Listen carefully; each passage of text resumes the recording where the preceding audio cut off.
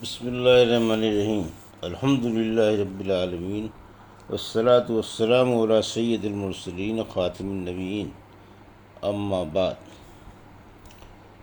صحیح بخاری کتاب العلم،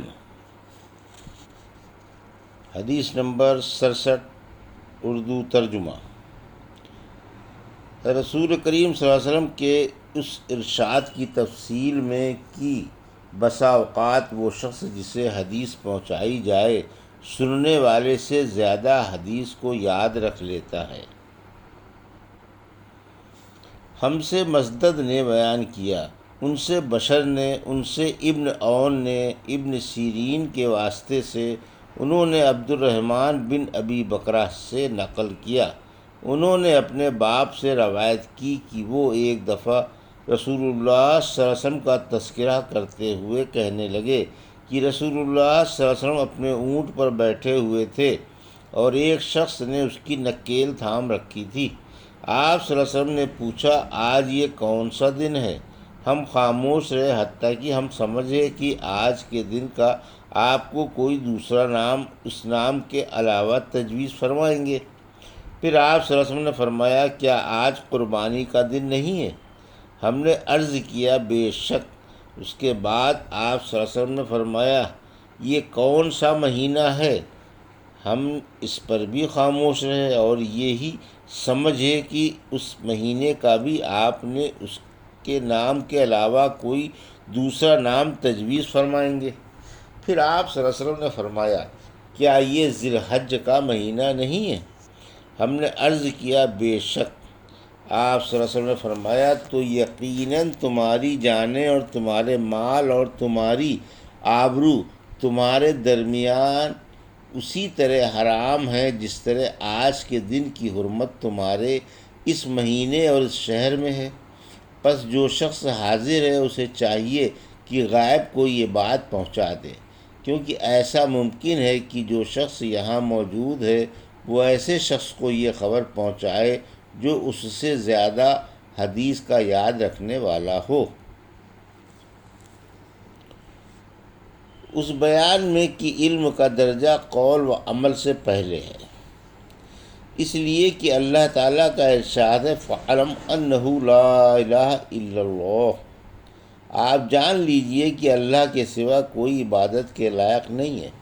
تو گویا اللہ تعالیٰ نے علم سے ابتدا فرمائی، اور حدیث میں ہے کہ علماء انبیاء کے وارث ہیں اور پیغمبروں نے علم ہی کا ورثہ چھوڑا ہے۔ پھر جس نے علم حاصل کیا اس نے دولت کی بہت بڑی مقدار حاصل کر لی، اور جو شخص کسی راستے پر حصول علم کے لیے چلے اللہ تعالیٰ اس کے لیے جنت کی راہ آسان کر دیتا ہے۔ اور اللہ تعالیٰ نے فرمایا کہ اللہ سے اس کے وہی بندے ڈرتے ہیں جو علم والے ہیں، اور دوسری جگہ فرمایا، اور اس کو عالموں کے سوا کوئی نہیں سمجھتا، اور فرمایا، اور ان لوگوں یعنی کافروں نے کہا، اگر ہم سنتے یا عقل رکھتے تو جہنمی نہ ہوتے، اور فرمایا، کیا علم والے اور جاہل برابر ہیں؟ اور رسول اللہ صلی اللہ علیہ وسلم نے فرمایا، اور ان لوگوں یعنی کافروں نے کہا، اگر ہم سنتے یا عقل رکھتے تو جہنمی نہ ہوتے، اور فرمایا، کیا علم والے اور جاہل برابر ہیں؟ اور رسول اللہ صلی اللہ علیہ وسلم نے فرمایا، جس شخص کے ساتھ اللہ بھلائی کرنا چاہتا ہے تو اسے دین کی سمجھ عنایت فرما دیتا ہے، اور علم تو سیکھنے ہی سے آتا ہے۔ اور حضرت ابو ذر رضی اللہ عنہ کا ارشاد ہے کہ اگر تم اس پر تلوار رکھ دو اور اپنی گردن کی طرف اشارہ کیا، اور مجھے گمان ہو کہ میں نے نبی کریم صلی اللہ علیہ وسلم سے جو ایک کلمہ سنا ہے گردن کٹنے سے پہلے بیان کر سکوں گا تو یقیناً میں اسے بیان کر ہی دوں گا۔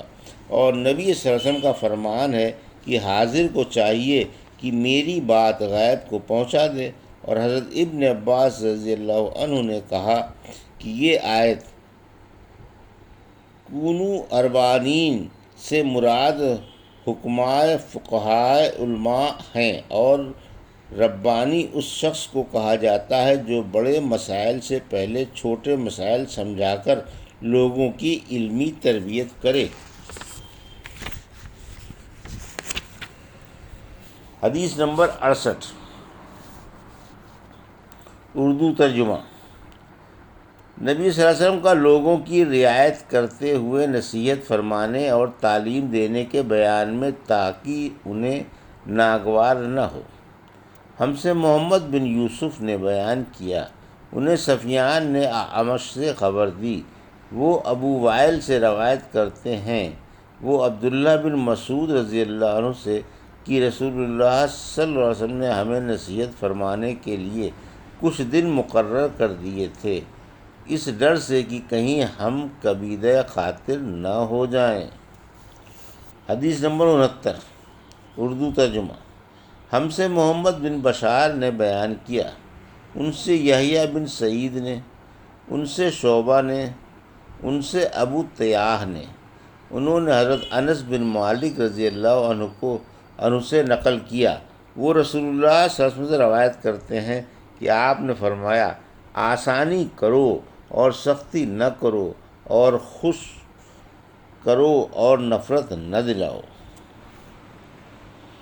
حدیث نمبر 70، اس بارے میں کہ کوئی شخص اہل علم کے لیے کچھ دن مقرر کر دے تو یہ جائز ہے، یعنی استاد اپنے شاگردوں کے لیے اوقات مقرر کر سکتا ہے۔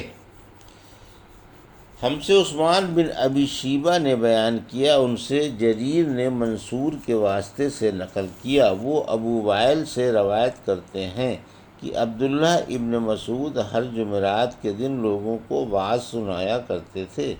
ایک آدمی نے ان سے کہا، اے ابو عبد الرحمن، میں چاہتا ہوں کہ تم ہمیں ہر روز وعظ سنایا کرو۔ انہوں نے فرمایا، تو سن لو کہ مجھے اس امر سے کوئی چیز مانع ہے، تو یہ کہ میں یہ بات پسند نہیں کرتا کہ کہیں تم تنگ نہ آ جاؤ، اور میں وعظ میں تمہاری فرصت کا وقت تلاش کیا کرتا ہوں، جیسا کہ رسول اللہ صلی اللہ علیہ وسلم اس خیال سے کہ ہم کبیدہ خاطر نہ ہو جائیں وعظ کے لیے ہمارے اوقات فرصت کا خیال رکھتے تھے۔ حدیث نمبر 71، اردو ترجمہ۔ اس بارے میں کہ اللہ تعالیٰ جس شخص کے ساتھ بھلائی کرنا چاہتا ہے اسے دین کی سمجھ عنایت فرما دیتا ہے۔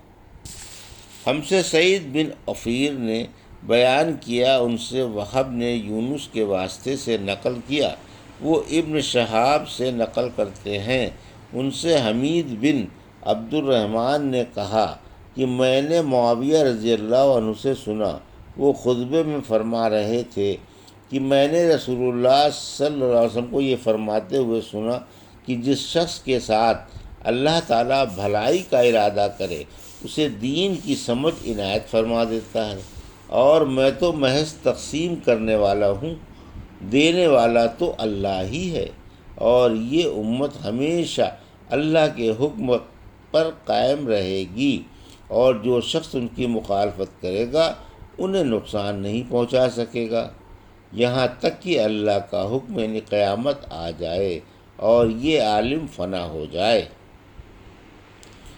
حدیث نمبر 72، علم میں سمجھداری سے کام لینے کے بیان۔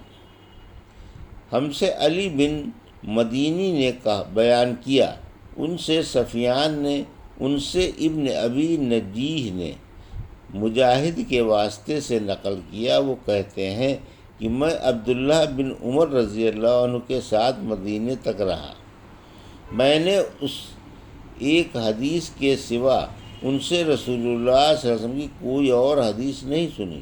وہ کہتے ہیں کہ ہم رسول اللہ صلی اللہ علیہ وسلم کی خدمت میں حاضر تھے کہ آپ صلی اللہ علیہ وسلم کے پاس کھجور کا ایک گابھا لایا گیا، اسے دیکھ کر آپ نے فرمایا کہ درختوں میں ایک درخت ایسا ہے، اس کی مثال مسلمان کی طرح ہے۔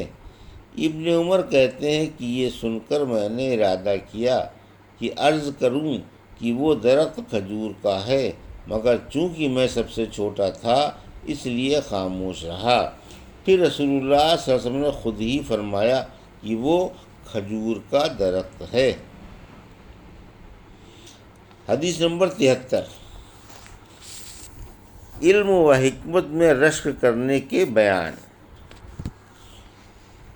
اور حضرت عمر رضی اللہ تعالیٰ کا ارشاد ہے کہ سردار بننے سے پہلے سمجھدار بنو، یعنی دین کا علم حاصل کرو۔ اور ابو عبداللہ حضرت امام بخاری فرماتے ہیں کہ سردار بنائے جانے کے بعد بھی علم حاصل کرو، کیونکہ رسول اللہ صلی اللہ علیہ وسلم کے اصحاب نے بڑھاپے میں بھی دین سیکھا۔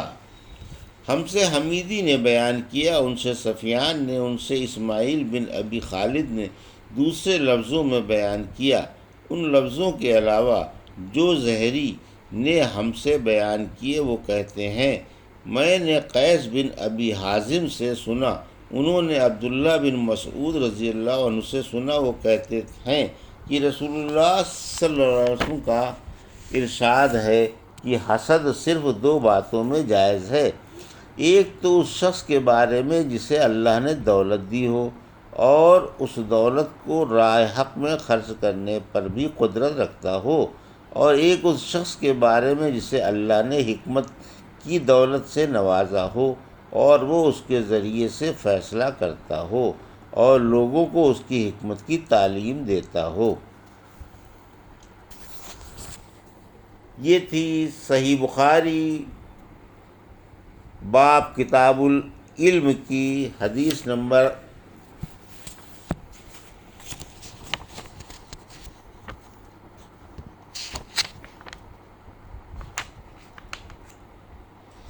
67 سے 73 کا اردو ترجمہ جو ابھی آپ نے